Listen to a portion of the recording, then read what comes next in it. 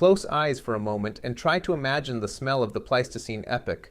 You are standing in the heart of a prehistoric winter, completely bundled up in heavy, untanned mammoth hides, thick reindeer furs, and primitive leather wraps. You have been wearing these exact same clothes day and night, without ever taking them off, for the last 6 months. You spend your days tracking massive beasts, butchering raw meat, sweating through grueling physical labor, and huddling in a small enclosed cave around a smoky campfire with 20 other unwashed people. To the modern mind, accustomed to daily hot showers and scented soaps, the sheer concept of Ice Age hygiene sounds like an absolute nightmare. The assumption is simple. Ancient cavemen were just filthy, foul-smelling beasts who never washed and simply accepted a life covered in dirt and grime. But if you believe that, you are completely underestimating the brutal reality of survival. In the Ice Age, hygiene wasn't about smelling nice for a date. Hygiene was a matter of life and death. If you did not find a way to clean your body and your clothes, you wouldn't just smell bad, you would die. Welcome back to our survival series. Today, we are going completely down the rabbit hole to answer one of the most bizarre and difficult questions of prehistoric life. How on earth did ancient humans wash themselves when the entire world was frozen solid, and water was your greatest enemy? To understand this impossible challenge, we first have to completely destroy the modern concept of taking a bath. Think about what washing means to you right now. You strip down naked and you cover your entire body in liquid water. If you attempt this exact process in the Mammoth Steppe during the middle of a Pleistocene winter, your life expectancy drops to less than 15 minutes. Let us look at the unforgiving physics of water and the human body. As we learned in our previous deep dive on the thirst paradox, liquid water is the ultimate thermal conductor. It pulls heat away from the human body 25 times faster than dry air of the exact same temperature. Imagine you find a running river that hasn't completely frozen over. The air temperature is minus 40 degrees. You take off your heavy furs. Immediately your body goes into severe thermal shock from the wind alone. Then you step into the freezing water to wash off the sweat and the dirt. The moment that sub-zero water hits your chest, the mammalian diving reflex violently kicks in. Your vagus nerve panics. You involuntarily gasp, a physiological reaction that often causes drowning. Your blood vessels aggressively constrict, pulling all the blood away from your skin to save your internal organs. When you step out of that water, the wind hits your wet skin. The moisture on your body flash freezes into a sheet of microscopic ice crystals. Your core temperature plummets. Severe, irreversible hypothermia sets in. Your muscles lock up, meaning you cannot even physically put your heavy animal furs back on. You fall into the snow, and you are dead. So, bathing in a lake or river is a complete suicide mission. But what about melting snow by the campfire and taking a warm sponge bath? We already established how incredibly difficult and calorically expensive it was to melt even a single cup of drinking water using the stone boiling method. To melt enough snow to fill a primitive bathtub, or even enough to properly wash your entire body, would require the caloric equivalent of a small forest fire. And you would have to do this entirely inside a freezing cave, where the moment you expose your wet skin to the ambient air, the risk of pneumonia skyrockets. Our ancestors were trapped in a paradox. They absolutely could not use liquid water to wash themselves, but at the same time they could not afford to stay dirty. Why? Because dirt, sweat, and animal blood were deadly biohazards. The true apex predators of the Pleistocene weren't always the giant saber-toothed cats or the massive cave bears. Sometimes the deadliest predators were invisible to the naked eye. When you perform extreme physical labor in heavy furs, like hunting a bison or dragging heavy firewood through deep snow, you sweat. Sweat itself is mostly odorless water and salt, but your skin is completely covered in bacteria that feast on the proteins and fatty acids secreted by your sweat glands. As these bacteria digest your sweat, they produce highly acidic chemical byproducts. If you do not remove this buildup, it begins to aggressively break down the delicate top layers of your skin, causing severe rashes, painful chafing, and deep skin fissures. In an environment with no antibiotics, a simple infected skin rash on your inner thigh can quickly turn into gangrene or sepsis. But sweat is only half the problem. The real terror of prehistoric existence was the human body louse.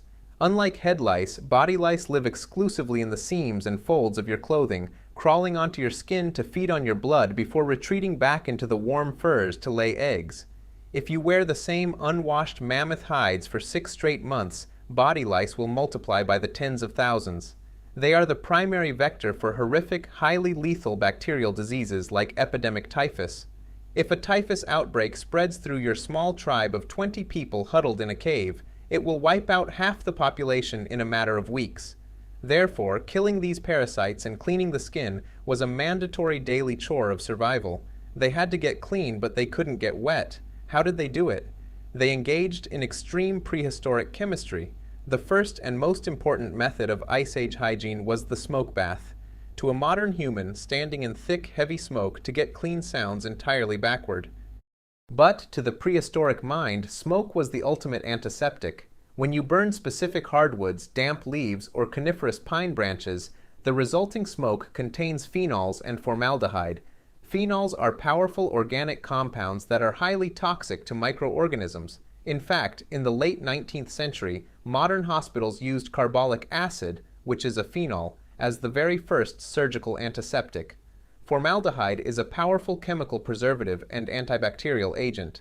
Ancient humans knew that if you hang strips of raw meat in the smoke of a fire, the meat doesn't rot. They simply applied this exact same biological logic to their own bodies. Instead of jumping into a freezing river, a prehistoric hunter would build a smoldering fire using damp green wood or aromatic herbs. He would take off his heavy outer furs and stand naked directly in the thick, billowing smoke. The phenols in the smoke aggressively neutralize the bacteria on the skin, instantly stopping body odor and preventing skin infections. More importantly, the smoke bath was an absolute weapon of mass destruction against parasites. The hunter would take his heavy animal furs and suspend them directly over the thickest part of the smoke. Insects breathe through tiny holes in their abdomens called spiracles. The thick carbon dioxide and toxic phenols in the smoke violently suffocate the adult lice and chemically destroy the protective shells of their eggs. They smelled like a walking campfire, yes, but that smell meant they were medically sterilized and safe from deadly infections. But smoke alone isn't enough to remove heavy, caked-on physical grime like dried blood and animal fat. For heavy-duty cleaning without water, our ancestors had to invent a primitive form of a modern household staple, the grandfather of soap. If you were to watch an Ice Age human wash their hands after a hunt, you would see them reach directly into the cold, dead ashes of the campfire and grab a handful of dirty wood ash. Then they would take a chunk of raw, greasy animal fat and mix it directly with the ash in their hands. They would aggressively rub this thick, gritty, dark gray paste all over their hands, arms, and face. It looks like they are covering themselves in dirt, but what you are witnessing is a chemical process known as saponification. The white wood ash left over from a campfire is extremely high in potassium carbonate, historically known as potash.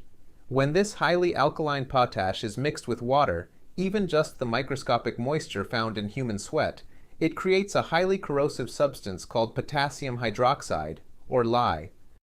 When you mix this powerful lye with the triglycerides found in raw animal fat, the lye physically tears the fat molecules apart, rearranging their chemical bonds into a crude, primitive soap. The hunter is manufacturing a chemical degreaser directly on his skin. This paste acts as a powerful surfactant, breaking the chemical grip of dried blood and stubborn grease. To finish the job without rinsing, the hunter employs a brutal mechanical method. He takes a strigil. This is a smooth, curved, highly polished piece of mammoth ivory or a flat reindeer rib bone. He presses the bone scraper hard against his skin and forcefully scrapes the dirty, greasy paste off his body. The scraper physically removes the ash, fat, dead skin cells, and bacteria all in one aggressive, sweeping motion. His skin is left incredibly smooth, deeply exfoliated, and protected by a thin layer of natural animal oil that guards against the freezing wind. But what if the dirt is truly caked on? They utilize the dry scrub method, using fine river sand, dried clay dust, or even the snow itself. In the extreme depths of an Ice Age winter, the snow is not wet or slushy. It is known as dry snow, and its jagged, hard, powdery ice crystals behave almost exactly like fine sand. A prehistoric hunter might step outside the cave completely naked for a terrifyingly brief window of 10 seconds. He grabs massive handfuls of this dry, powdery snow and aggressively rubs it all over his body. The snow acts as a harsh, stinging sandpaper, violently knocking the dirt off his skin. Before his body heat can melt the snow into dangerous liquid water, he violently brushes the dry crystals off, dives back into the cave, and wraps himself back in heavy furs next to the fire. But sometimes humanity craves comfort. They found a way to take a hot, deeply relaxing bath by inventing the Ice Age sauna. This is the exact same mastery of thermodynamics as stone boiling, but applied to the human body. A small group of hunters would build a highly specialized, tightly sealed tent out of thick branches and drape it heavily with multiple overlapping layers of thick mammoth and bison hides, ensuring that not a single draft of freezing wind could get inside. In the center of this small dome, they dug a shallow pit. Outside, in the main roaring campfire, they spent hours baking dense, non-exploding river stones like basalt or granite. The stones absorbed the raw thermal energy of the fire until they were literally glowing red hot. Using their carved wooden tongs, they carefully transported these glowing rocks inside the small hide tent and placed them into the center pit. The humans would strip down completely naked and huddle closely together inside the pitch-black dome. The radiant heat alone in that insulated space would instantly push the temperature to a sweltering 90 degrees Fahrenheit. Then they would take a small, precious amount of water and splash it directly onto the glowing, red-hot stones. The reaction was explosive. A massive hiss filled the tent as the water instantly vaporized into thick, heavy, scalding hot steam. The humidity skyrocketed to 100%. For these ancient humans, who spent every single second fighting off a bone-crushing cold, this hit of intense humid heat must have felt like a religious experience. The intense heat caused their core body temperatures to artificially rise, accelerating their immune systems to help fight off internal infections. But most importantly, it caused their bodies to violently sweat.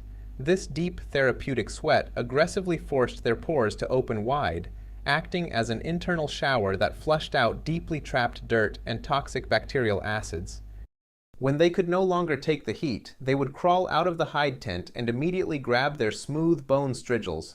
Because their skin was now soft and wet with sweat, sheets of gray dirt and dead skin would slide right off.